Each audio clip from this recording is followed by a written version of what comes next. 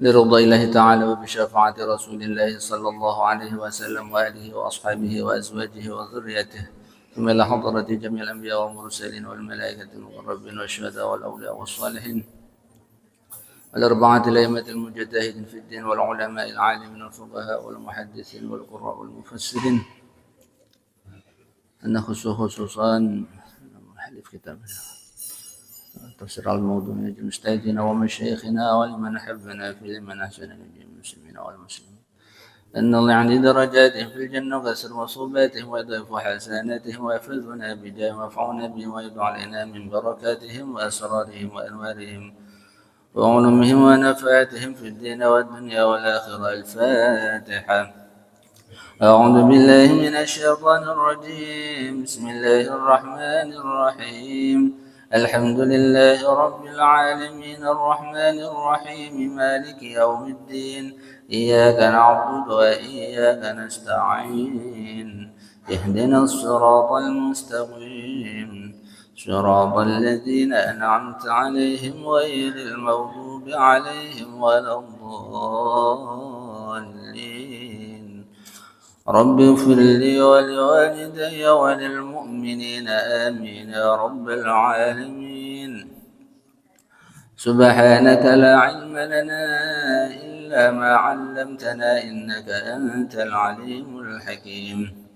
رب اشرح لي صدري ويسر لي أمري واحلل عقدة من لساني يفقه قولي. نويت التعلم والتعلم والتذكر والتذكر والنفع والانتفاع والإفادة والاستفادة والتمسك بكتاب الله عز وجل وسنة رسول الله صلى الله عليه وسلم وابتغاء مرضات الله ورضوانه وثوابه. إن الحمد لله والصلاة والسلام على رسول الله وعلى آله وصحبه ومواله ولا حول ولا قوة إلا بالله. أما بعد. Alhamdulillah yang ajeng punika kita tasih pinaringan kesempatan kesehatan taufik hidayah min Allah sehingga kita bisa saged berjamaah salat subuh dilanjutaken ngaos kitab tafsir tematik atau tafsir sesuai tema dalam Al-Quran. Dan alhamdulillah ini pembahasan kita jadi mengki-mengke untuk kitab tafsir maudhu'i versine kula niki mengke ya. Jadi kula tartibnya niku mengikuti apa yang ada di kitab-kitab hadis. Karena kalau di kitab hadis itu sudah runtut sesuai ulama para muhaddisin itu cara membuatnya itu yang paling inti dulu ya, terus kemudian hadis-hadis dipilih dijadikan satu kitab. Terus kalau wingi kita sudah bahas pertama tentang hadis Jibril itu ya, tentang Islam, iman, ihsan, terus kalian asyratus sa'ah atau tanda-tanda kiamat atau disebut fikih tahawulat. Nah, ini nanti niku mawon lek pun dibuat sebuah kitab niki mangke dicetak niku pun berhalaman-halaman. Karena tentang Quran nanti yang khusus tentang membahas Islam, iman, ihsan dan fikih tahawulat niki mawon pun teng laptop kula pun halamannya sampai lebih 100.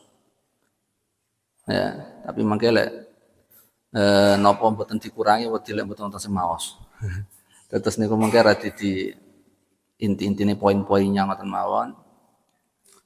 Terus niki mangke untuk 4 ya, dari 4 maudhu, 4 tema yang besarnya, terus nanti bab-bab fasal sendiri ya. Kemudian seperti kita pertemuan dari awal sampai hari ini. Nah, nanti kesimpulan di akhir bab niki ya. Dados tentang Islam ya, orang yang muslim ya, ajaran Islam semuanya, terus kemudian tentang iman ya, ajaran iman atau disebut orang mukmin yang mengamalkan. Kemudian orang yang muhsin yang mengamalkan ihsan. Ya. Itu nanti di dalam Al-Qur'an itu sebagaimana di surah Al-Baqarah ayat 256 ya.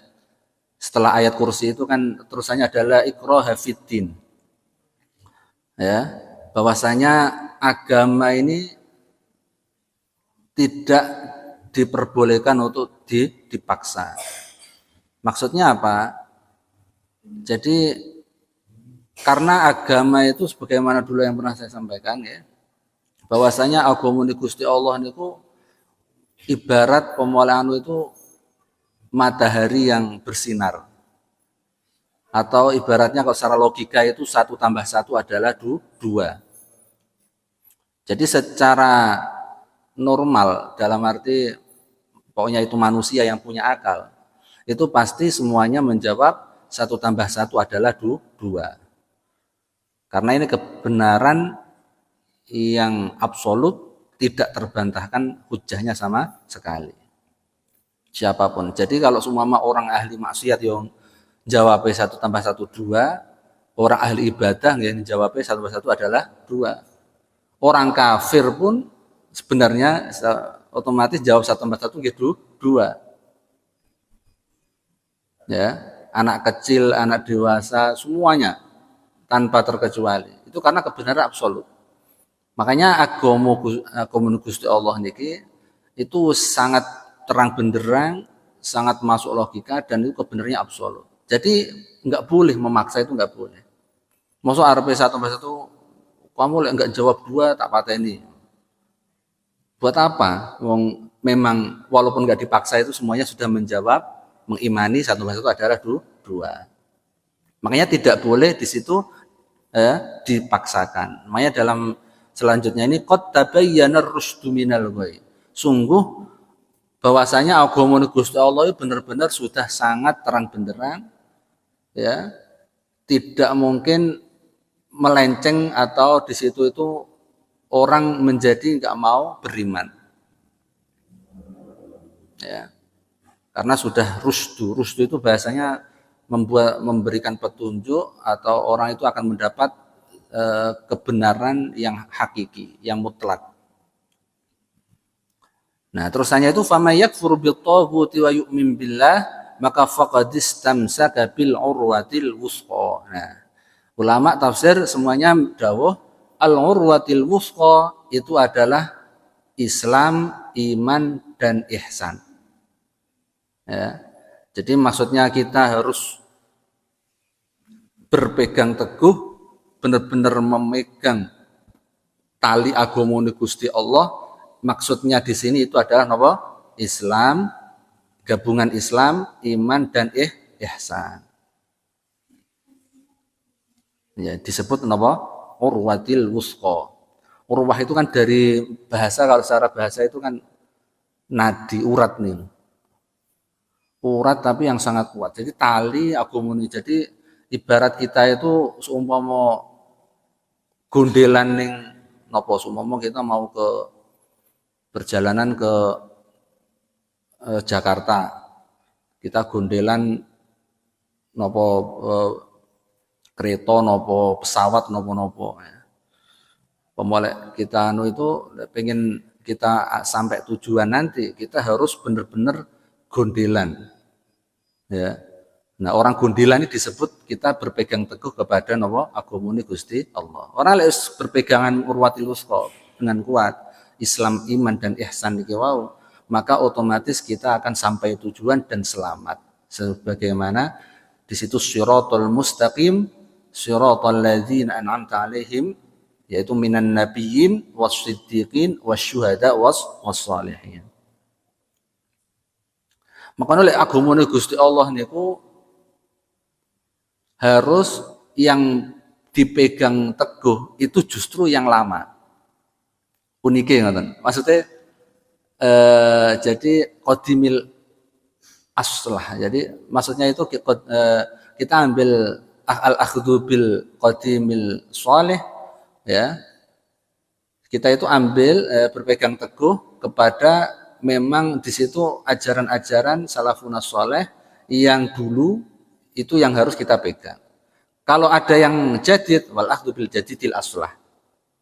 Nah, kalau ada yang apa ya istilahnya yang berkembang, kemudian beragama itu kemudian mengalami apa istilahnya perkembangan. Maka tetap kita ambil, cuman kita pegangan yang inti itu adalah kita harus meniru yang lama. Makanya dalam kitab tafsir, jangan kitab kitab di situ di banyak Al-Bawawi, bahkan di kitab Tobari, tafsir-tafsir yang lama-lama. Itu semuanya beliau itu menukil. Ternyata itu enggak ada yang ulama besar-besar itu ya. Dalam penafsirannya ini adalah tafsiran saya. Itu betul nonton. Atau ini adalah ijtihadnya saya. Tafsir enggak betul nangsal. Itu harus mengambil dinukil nakal dari sahabat dari Rasulullah Shallallahu Alaihi Wasallam. Betul wantun. Ulama-ulama semuanya itu dalam kitab-kitab tafsir itu semuanya itu mereka itu menukil dari sahabat dari kanjeng Nabi Muhammad Shallallahu Alaihi Wasallam.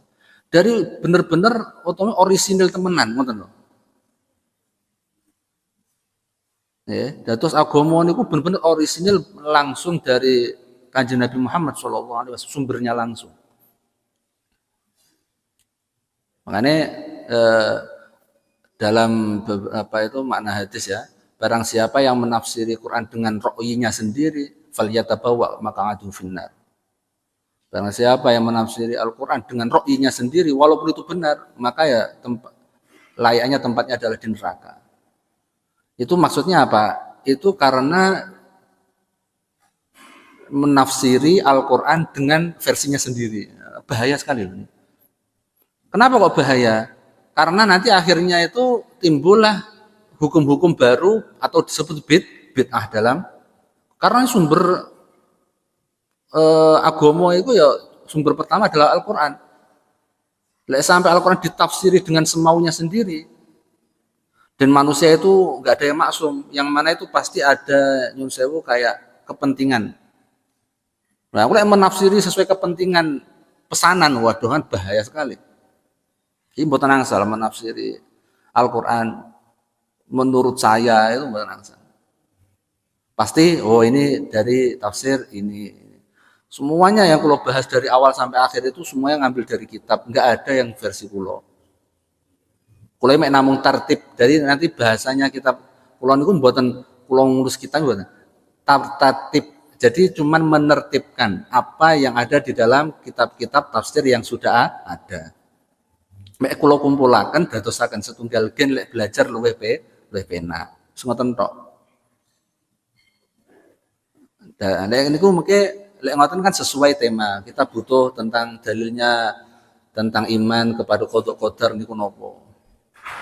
Ya, niku kuwatah dhewe kula paling kuwatah niku tentang qada qadar niku. Karena nanti ada beberapa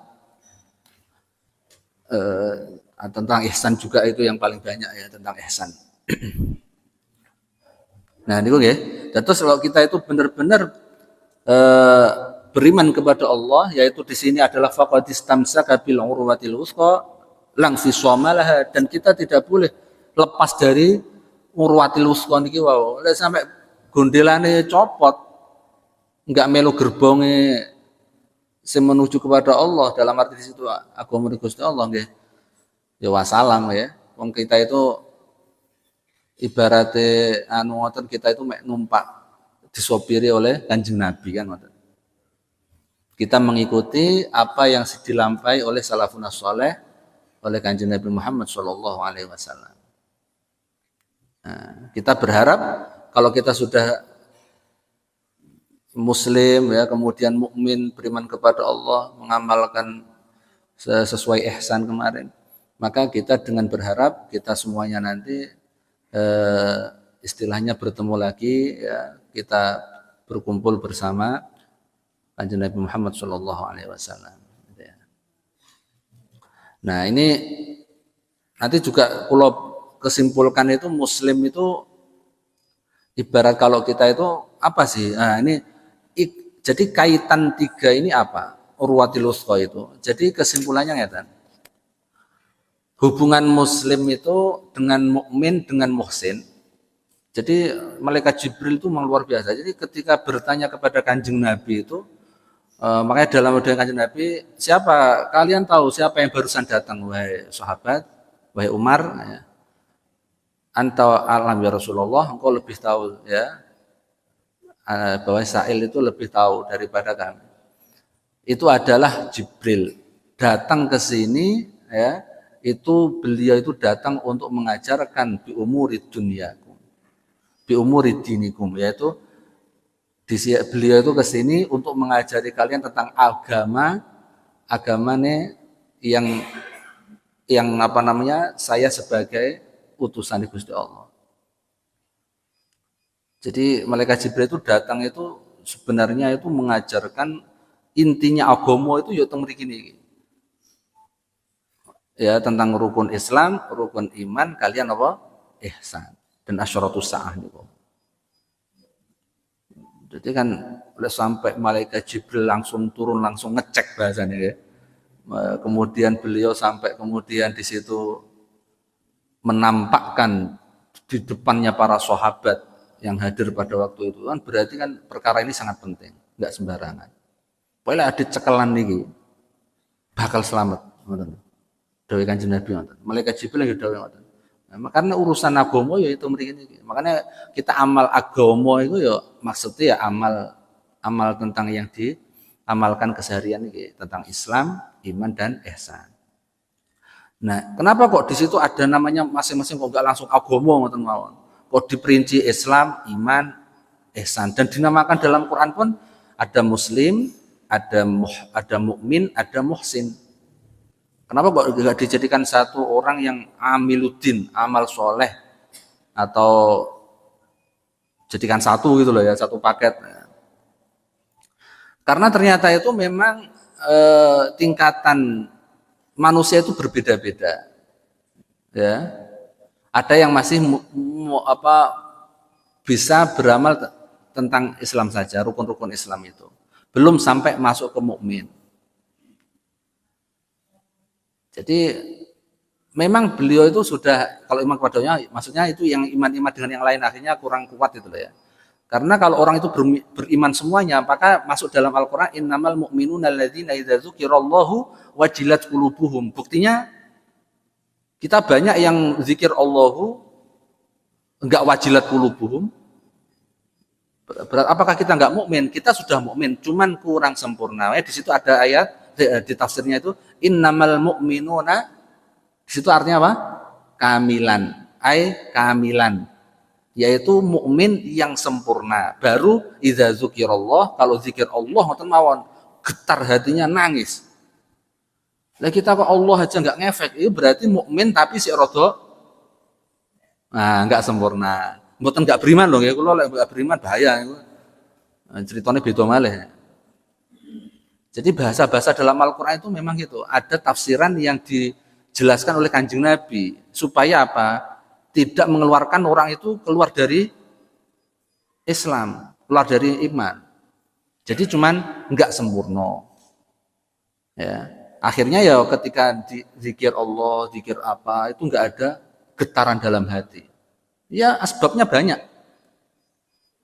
Kemudian innamal mu'minuna idza dzukirallahu wajilat qulubuhum wa idza tuliyat 'alaihim ayatuhu zadatuhum imanan. Kalian dengar Al-Qur'an, koyo niku salat subuh, salat maghrib, isya, denger ngoten mawon, langsung wa zadatuhum imanan. Bertambah imannya kepada Allah, tambah nangis, tambah baik dalam segala halnya.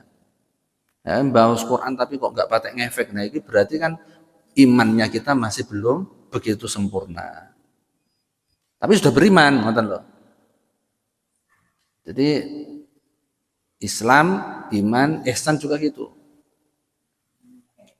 Nah, makanya ngeten, terus niku Islam niku ngeten loh. Ditata oleh Gusti Allah, kita itu diajari Islam harus rukunnya seperti ini, harus syahadat dulu. Kemudian harus sholat. Ini berarti amal-amal yang syariat. Ya, pembahasan syariat itu semuanya masuknya dalam Islam. Yang diamalkan oleh, kalau kita belajar fikih, ya, itu kebanyakan pembahasannya tentang Islam.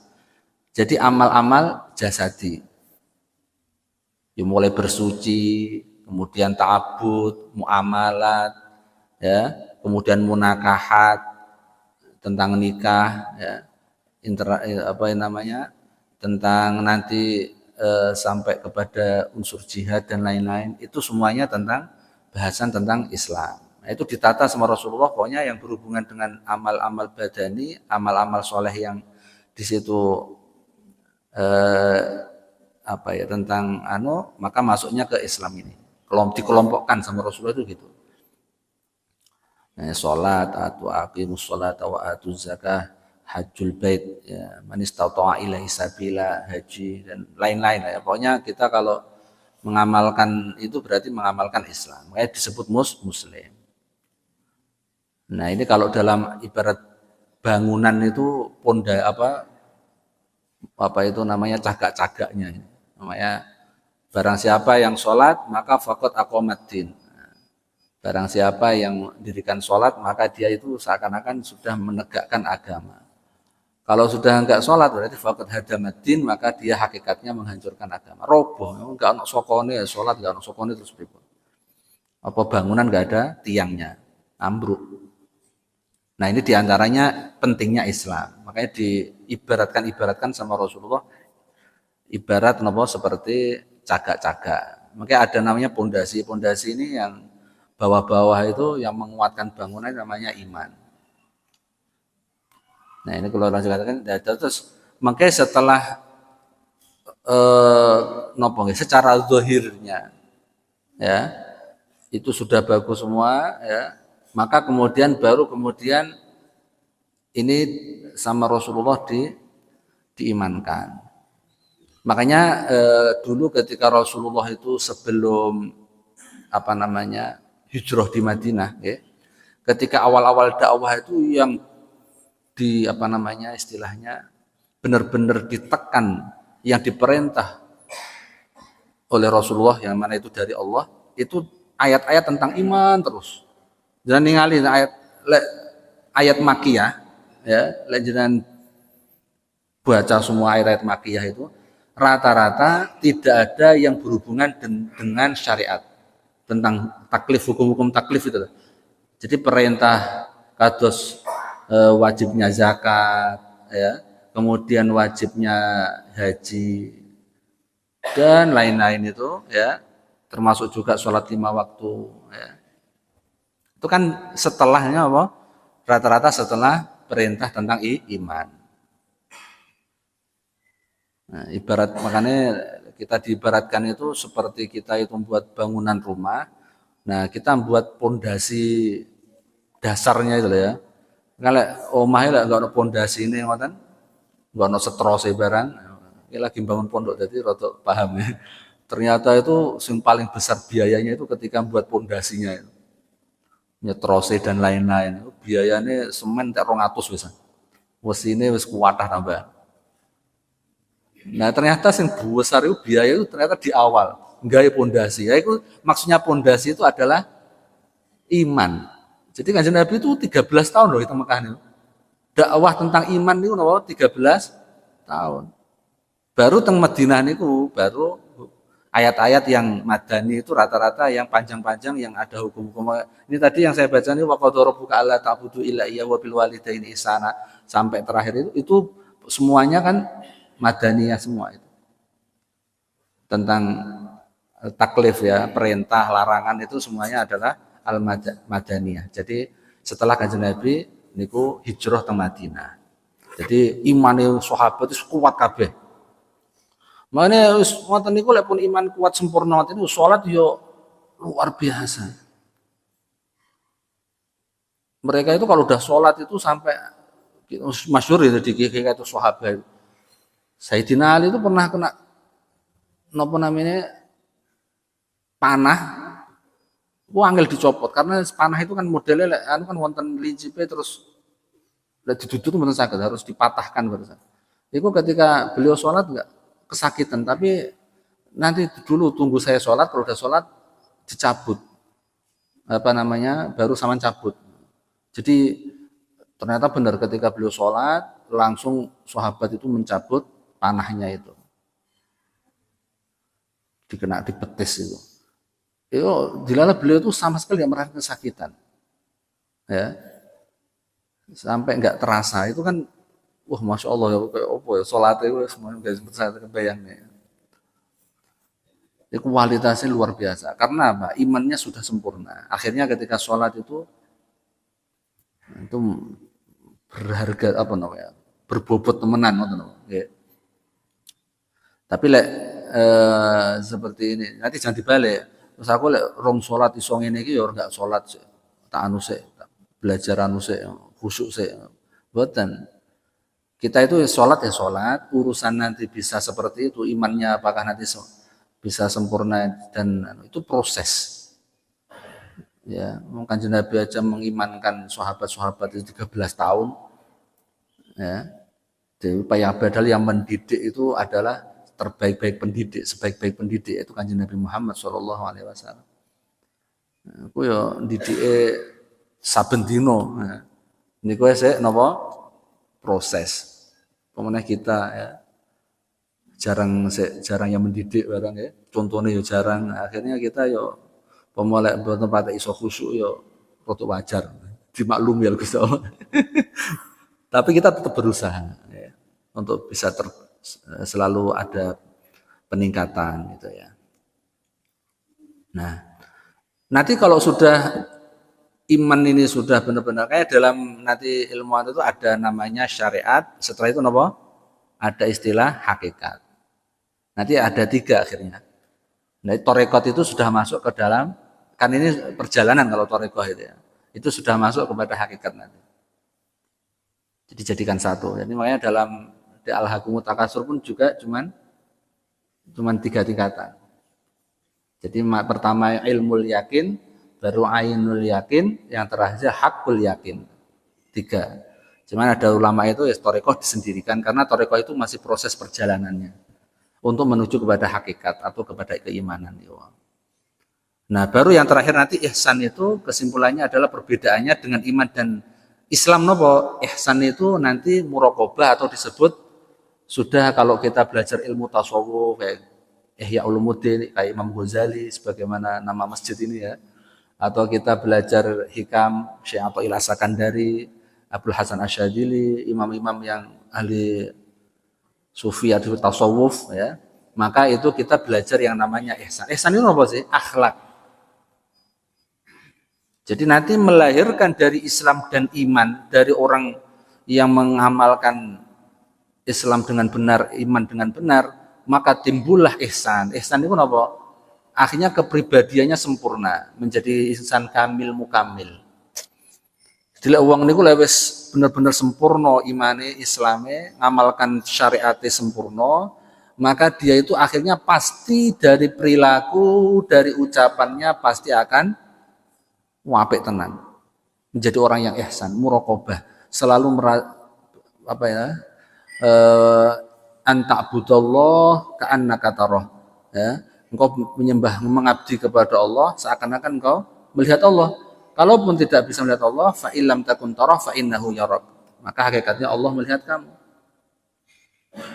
Berarti kalau gitu otomatis kita selalu merasa diawasi, selalu merasa bersama dengan Allah, dengan sempurna iman, dengan sempurna Islam. Maka orang seperti Muhsin ini, wah, itu kalau sudah sholat itu luar biasa itu.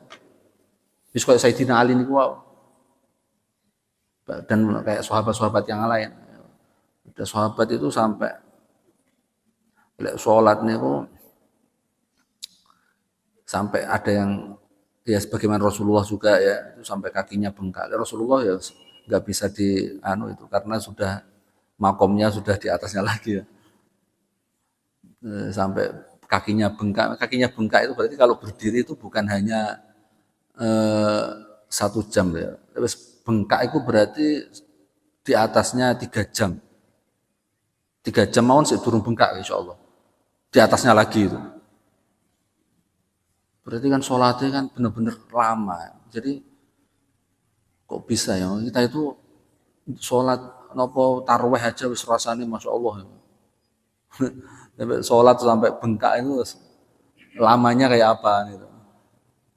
Jadi kualitasnya itu benar-benar sempurna. Lek ngoten niku wis mboten lagi lek sholat ngoten niku nggih, ngoten niku pun mboten hitung-hitungan rakaat, ngoten mboten. Sudah menikmati. Mereka sudah nggak menghitung lagi apa ya, iki perang zaman mboten, iki perang rakaat mboten. Semonten niku wis nopo bahasane wis mboten mikir, pokoknya hanya menikmati ngoten mawon salat. Ya. Nah, nanti kalau sudah muhsin ya, berarti dia otomatis sudah benar-benar sempurna imannya, sempurna Islamnya. Nanti timbullah ini rasa apa? Muraqabah nih, selalu merasa diawasi ma'iyatullah atau merasa bersama dengan Allah. Nah, makanya nanti kalau sudah seperti ini sempurna dan isa kamil mukamil, maka otomatis orang-orang yang seperti ini dia akan menjadi orang fana. Napa niku fana? Fana niku menggantungkan hakikatnya dirinya itu sudah egonya sudah nol. Jadi tidak ada lagi menuhankan hawa nafsunya. Kan penyakitnya jiwa ini kan biasanya orang itu kan manittakhadha ilahahu hawa. Menuhankan atau istilahnya dia itu mencari Tuhan ya, atau menuhankan hawa nafsu atau menuhankan keinginan. Akhirnya setiap amal itu jadi ada kepentingannya, bukan karena lillah, bukan inna sholati wa nusuki wa mahya wa mamati lillah, tapi lid dunia. Kadang yo lil jah atau sesuai kepentingan nafsu. Kan nafsu itu kan kepentingannya banyak, keinginannya banyak. Sholat duha pengen sugih, oleh gak sugih-sugih akhirnya gak duha. Karena niatnya wes salah. Ada kepentingan. Saya pengennya ini sholat tahajud pengen. Nah ini kepentingan-kepentingan itu insya Allah akan gak ada. Dinolkan sama Allah. Karena apa? Dia akhirnya tidak lagi menuhankan hawa nafsu kepentingannya, tapi benar menuhankan Allah Subhanahu wa Ta'ala. Akhirnya fana. Fana makum fana itu gitu. Jadi dia itu melunturkan sifat keakuannya atau sifat ego, ego atau keakuan. Jadi akhirnya dalam beramal itu gak lagi iki aku sing iki enggak ono aku gak bakal jadi semua. Itu insya Allah nggak akan ada karena semuanya dia akan selalu bersama dengan Allah, selalu semuanya itu apa ya, dirinya akhirnya merasa nggak ada apa-apanya, merasa fakir, merasa bodoh, merasa nggak apa ya istilahnya, kalau dalam tingkatan itu sudah semuanya itu yang hebat ya Allah, hanya Allah, yang maha kuat ya hanya Allah, ya, yang maha kuasa ya hanya Allah. Innallaha ala kulli syai'in qadir. Sobah ini nggak mampu apa-apa. Intinya dia itu akhirnya selalu melibatkan Allah dalam segala amalnya. Ini muraqabah ngoten niku. Jadi nggak ada keakuan. Jadi sedekah ya sedekah, maksudnya ini ya hartane Gusti Allah, aku duwe harta iki mek titipan, hakikatnya adalah Allah yang menggerakkan saya bisa sedekah ya Gusti Allah. Saya bisa sholat, bisa zakat, bisa haji, semuanya ini adalah fasilitas dari Allah. Kalau Allah nggak memberikan kekuatan kepada saya, maka ya tidak akan mungkin saya bisa beramal seperti ini. Nah akhirnya seperti itu terus. Jadi tambah tawadhu, tambah khusyuk, tambah mukhbitin. Ya.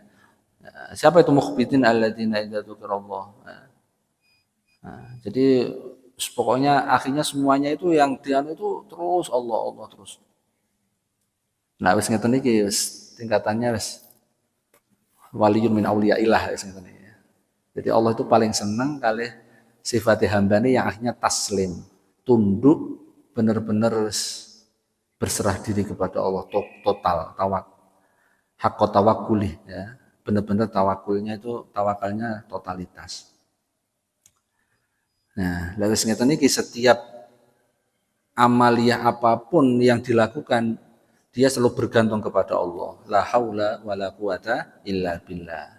Jadi kesimpulannya ajaran tasawuf, ajaran kita kalau ngaji babakan toreko, kita babakan ngaji nopo ya, itu ya sebenarnya nanti kembalinya akhirnya ke sini semua, ke nopo, tentang babakan muslim, mukmin dan muhsin. Ini semuanya ada dalilnya loh ya.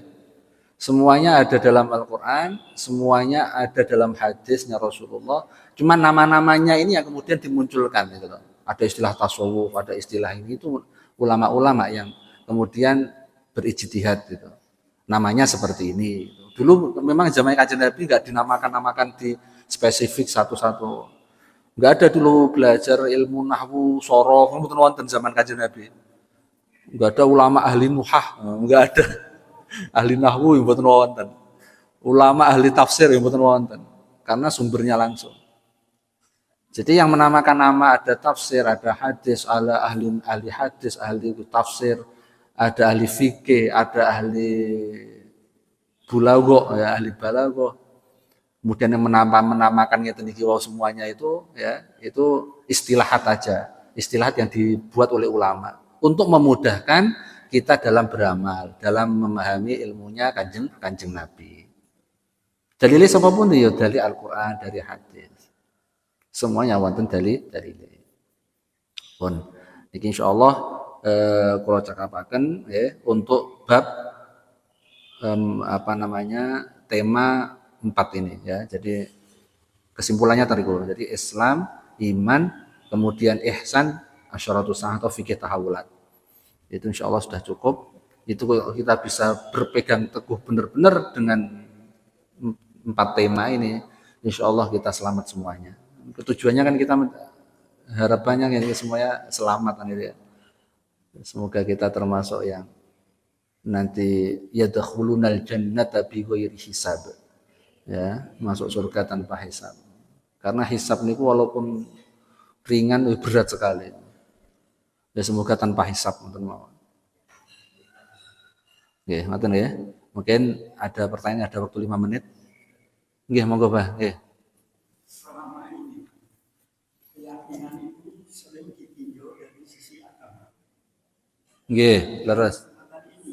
Saya ingin meninjau dari sisi ilmiah. Bukan maksud saya untuk membenturkan antara logika dan keyakinan ini tidak. Saya bermaksud untuk menyampingkan antara logika dan keyakinan.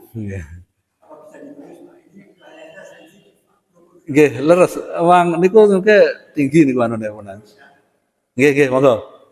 Pertama, keyakinan itu merupakan bagian daripada hak asasi yang diberikan Allah pada setiap individu manusia di dunia ini. Baik itu kulit putih, kulit kuning, kulit hitam, keselamatan mendapat hak asasi. Leres. Apa arti hak asasi? Hak asasi artinya adalah kebebasan. Memilih apa yang disenangi, apa yang disukai, dan apa yang diyakini sesuai kepada hati nuraninya masing-masing. Pertama. Kedua, di dalam menjalankan atau implementasikan keyakinan ini, kita ini seharusnya mempunyai dasar landasan yang kuat. Sebab apa? Sebab kita bisa terjebak di dalam apa yang namanya opsi atau opsi. Opsi itu menurut saya Pak adalah confident yang berlebihan. Yang saya dulu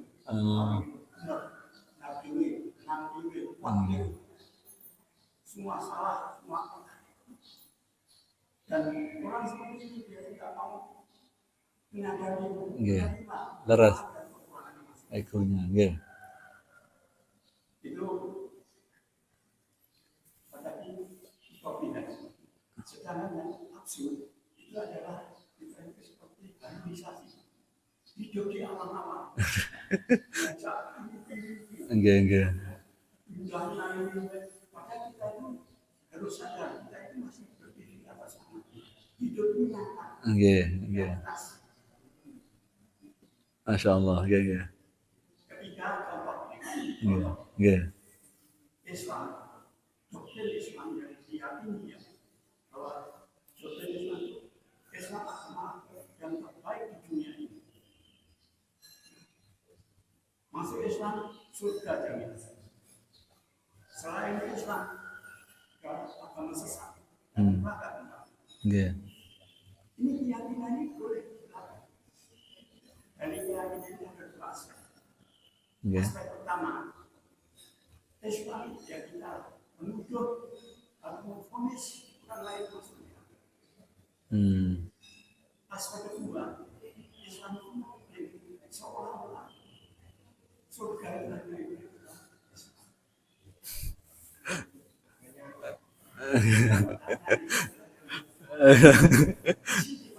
Nggih. Sekarang kalau dia keyakinan itu realitas seperti itu. Kita coba sekarang secara kita sandingkan dengan logika. Sebagai contohnya gini Pak, manusia sedunia ini, katakanlah 100%. Nggih. Yang 25% adalah Islam. Nggih. Apakah 25% ini akan masuk surga semua? Belum. Karena ada Islam yang APP, ada Islam yang semakin bolong-bolong, ada seorang yang Fondoyo, capnya banyak. Nggih, nggih. Ada Islam yang berbuat maksiat, selingkuh, Nggih, nggih. dan juga korupsi dan sebagainya. Ini apa? Jadi apakah katakanlah yang ini, yang salah-salah ini 10%. Nggih. Kalau si surga cuma 15%. Apakah ini realistis? Eh, Surganya cuma 15% dari penduduk dunia lainnya. Apakah ini realistis? Gimana? Insyaallah. Apa jurusannya napa Rian? Jurusannya napa Rian? Kok filsafat ya? Kayaknya filsafat ya beliau ini. Ahli filsafat ini beliau ini. Kelihatan dari kalamnya ini, masya Allah. Lah nggih, untuk dulu jurusan di kampusnya filsafat ya, napa? Oh, ekonomi.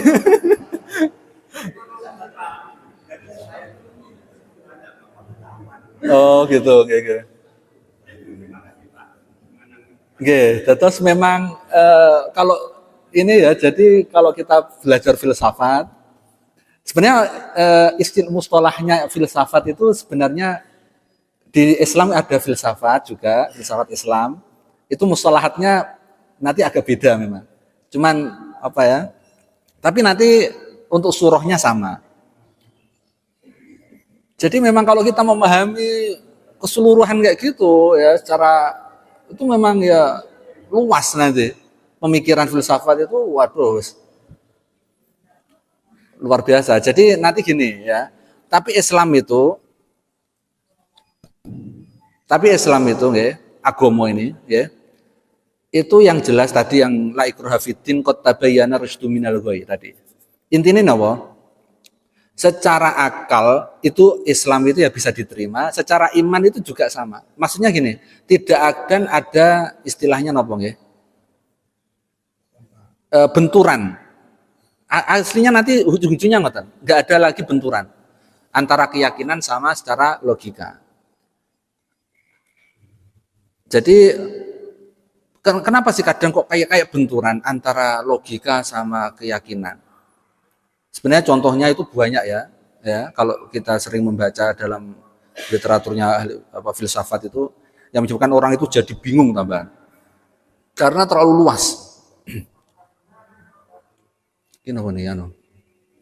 Jadi intinya nanti gini, kalau kita pengen benar-benar biar otak akal kita logika ini tunduk kepada keyakinan kita, maka otomatis kita harus menanggalkan tadi ego kita. Logika ini pernah dituhankan sama Mu'tazilah. Jadi Mu'tazilah itu niki suara ya, masjid apa nih, mboten jam nih, mboten. Oh, alah, kula kinten lek jam niki. Dados niki kita itu kalau sudah belajarnya banyak, insya Allah mungkin teruskan aja bah, terus belajar. Itu nanti akhirnya kita akan tunduk. Logika kita ini akhirnya sudah batas kemampuan kita itu udah nggak mampu untuk memahami syariat Gusti Allah, nggak bisa memahami apa ya istilah jadi pemikiran kita ini terbatas. Kalau kita mata ini sebenarnya kan kita jangankan Kita melihat yang di balik masjid ini udah nggak akan bisa. Kita kalau melihat pada waktu malam hari wes nggak bisa melihat lagi. Kita kalau melihat yang terlalu kecil, kayak virus corona yang betul sakit, terlalu besar juga nggak bisa melihat. Intinya mata ini sama seperti akal kita. Akal kita ini sama Allah memang dibuat terbatas, nggak mampu untuk menembus ilmunya Allah. Hakikat nih wow. Akhirnya seakan-akan filsafat itu rata-rata nyun sewu. Wah, ini nggak masuk akal. Secara logika nggak masuk ini. Itu bukan karena nggak masuk, karena nggak mampunya logika untuk memahami syariat Gusti Allah, agama Gusti Allah. Karena keyakinan itu apa ya? Ilmu Allah itu wasiat sangat luas. Walau kanal bahru midadan li kalimati rabbih lanafidal bahru qabla an tanfada kalimatu rabbi walau ji'na bimislihi madada. Kalau seandainya apa itu namanya lautan semua dijadikan tinta, midadan li kalimati, semuanya dijadikan tinta, lautan seluruh samudra ini. Kemudian untuk menulis apa ilmunya Allah, maka pastilah nafidal bahru, pasti akan habis tinta itu sebelum ilmunya Allah habis. Gak mampu, Bah. Dari contoh jenengan ini wow, oh, ini berarti sudah mulai memahami tentang hakikat tentang ini, nggak mampu memakai akhirnya. Intinya nggak usah terlalu dipikir, ya, langsung diamalkan, langsung diyakini, nonton mawon. Wes ini kalau sudah perintah Gusti Allah pasti yang terbaik. Karena kalau memahami filsafat, waduh, bisa nggak sholat bareng akhirnya ketemu nih. Karena untuk meyakini harus yakin secara hakikat dulu. Maksudnya yang secara ilmunya filsafat. Gak mampu kita memahami. Makanya tafakkaru fi khalqillah wala tafakkaru fillah. Kita harus benar-benar memikir tentang ciptaan Gusti Allah. Ojo sampai mikir tentang dzatullah, tentang filsafat. Wah, berat gak mampu. Yang ahli-ahli filsafat pasti semuanya pasti sudah pernah belajar lah tentang itu. Kenapa kok sampai ada yang nggak sholat gara-gara memikir itu? Karena ya nggak mampu. Akhirnya mau tidak mau kita menundukkan logika akal kita ini, main taslim di wow, berserah diri, tunduk, hilangkan ego kita. Wes. Kesimpulannya ngoten. Kalau jawab panjang Mas Leban. Pertanyaannya Bani wow panjang aslinya. Ya, kita perlu beberapa SKS nih. Perlu dibahas di kampus ada beberapa semester itu. Kalau belajar filsafat Munsewu, tapi filsafat Islam memang luas. Akhirnya ujung-ujungnya diwawakan tunduk. Imam Ghazali itu ahli filsafat. Imam Syafi'i ahli filsafat. Jadi imam-imam katanya ahli filsafat. Penting memang untuk belajar itu. Akhirnya kita apa? Apapun kekuatan logika kita tidak akan mampu untuk menembus hakikatullah. Ya. Nggak mampu. Akal kita ini sangat terbatas. Hak pinter-pinter ADW melogikan kehidupan ini nggak mampu. Terus kita tunduk aja, mengikuti arus Gusti Allah, belajar ilmu tasawuf itu akhirnya bisa memberikan ketenangan malah. Belajar tapi lah diteruskan insya Allah nanti akan ketemu, ujung-ujungnya akhirnya akan ada idrok ya. Akan menemukan titik terang di situ insya Allah ya. Semuanya akan sampai pada waktunya. Nggih. Kembali lagi ke pertanyaannya atau bahasannya Pak tadi. Nggih. Bahwa bisa saja aturan agama itu dengan yang dipahami manusia itu berbeda. Nggih, nggih. Bisa beda kan? Leres. Kemampuan akalnya dengan instrumen apa itu berbeda, bahkan menentang. Kadang memang itu, nggih, leres. Seakan-akan ya. Ya bukan seakan-akan, Menentang. Misalnya LGBT boleh kalau di Eropa dihalalkan. Nggih. Ya kan? Nggih. Kemudian incas boleh. Nggih, incas. Itu hak asasi manusia. Kan gitu tadi. Nggih. Hak asasi manusia tadi kan pembahasannya nggih. Leres. Ini hak saya, ada apa dengan anak saya? Nggih, leres. Ide nggak lakukan. Akhirnya orang kan ke sana kan. Sekarang kan sudah mulai bagaimana Islam ajaran Allah yang murni ini kan dikacau. Dikacau betul. Ada lagi yang baru itu tafsir Hermeneutik, nah itu yang baru lagi. ruwet, nggih, betul. Kalau Islam itu agama kan gitu. Nggih. Nanya kita mau ikut Islam apa ikut ya orang-orang itu kan gitu. Nggih. Nggih, lek disederhanakan berarti Ya, kan sebenarnya pilih aja kan yang mau yang mana. nggih. Kalau saya sukanya LGBT ya silakan aja kan katanya mau ya kan. Mau mau nikah sama anaknya silakan kan gitu aja. Nah, nggih. Allah kan melarang ini jangan. Ini aja kan hanya situ kan. Nggih. Ya Pak, ya kayak gitu. Nggih kula anu ya, dados bagus pertanyaannya untuk nanti gini. La ikraha fiddin niku kalau kembalikan ke niku ya. Apakah tidak boleh dalam paksaan agama ini dalam tanda kutip juga melarang hak asasi manusia dan lain-lain? Hak asasi itu terus kemudian sampai mana ya? Karena hak asasi itu nyuwun sewu, itu nanti dalam penafsirannya manusia ini berbeda-beda.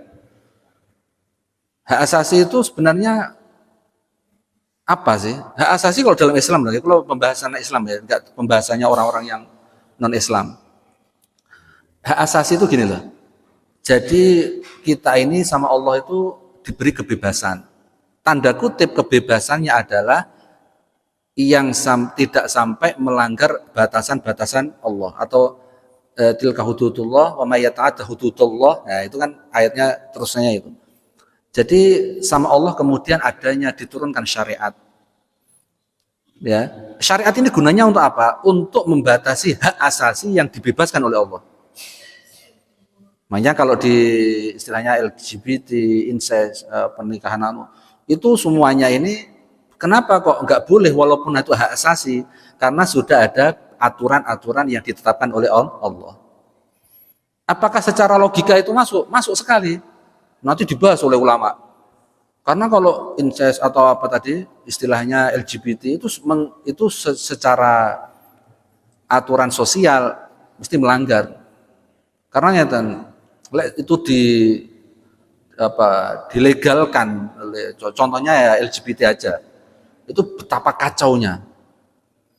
Karena di dalam syariat kita ada namanya hifdzun nasl. Ada yang lima itu ya. Jadi ada hifdzun nasl, hifdzul akal, hifdzuddin, ya, hifdzul mal, ya. Jadi termasuk LGBT itu hifdzun nasl. Ya, menjaga keturunan. Wah ini waktunya di aban-aban ini. Ini seru asline Bang. Iki lek diterusaken intinya ngeten. Dados kita itu tunduk itu taslim itu apa? Berarti hak asasi kita itu sama Allah kita harus tunduk kepada syariat Gusti Allah. Wow. Jangan sampai kita melanggar aturan-aturan batasan-batasan syariat yang ditetapkan oleh Allah. Karena hak asasi itu tetap kalau di Islam terbatas. Akhirnya enggak semuanya itu diperbolehkan, tetap harus ada aturannya.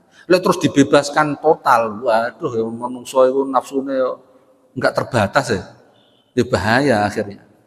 Makanya disebut taklif itu mukallaf itu artinya orang yang dibebani batasan-batasan itu. Wow. Akhirnya sesuai bang ya, jalannya, tidak sampai melanggar batasan, tidak sampai keluar dari logika yang juga ya. Pun itu insya Allah mungkin kapan-kapan kita bahas lagi, ini lebih seru memang ya, di lain waktu insya Allah mungkin kalau jelaskan malah, karena pembahasan hak asasi juga perlu penafsiran manusia itu. Di Eropa itu memang LGBT masih betul digencarkan lagi yang sekarang LGBT itu. Oke, pun mawon, mugi-mugi barokah manfaat insya Allah. Kita bertemu lagi semoga terus diberi kesehatan oleh Allah, istiqomah, tetap bisa lanjut sampai nanti hatam. Ya, moga kita doa. Rabbi fanfa'na bi barakatihim wa dinal husna bi hurmatihim wa amitna fi tariqatihim wa mu'afatihim عافيتني يا رب فانفعنا ببركتهم واهدنا الحسنى بحرمتهم وأمتنا في طريقة ومعافاتهم من الفتن بفانفعنا ببركتهم ودنا الحسنى بحرمتهم وأمتنا في طريقتهم ومعافاتهم من الفتن سبحانك اللهم وبحمدك أشهد أن لا إله إلا أنت نستغفرك ونتوب إليك والعفو منكم آخر قولنا السلام عليكم ورحمة الله وبركاته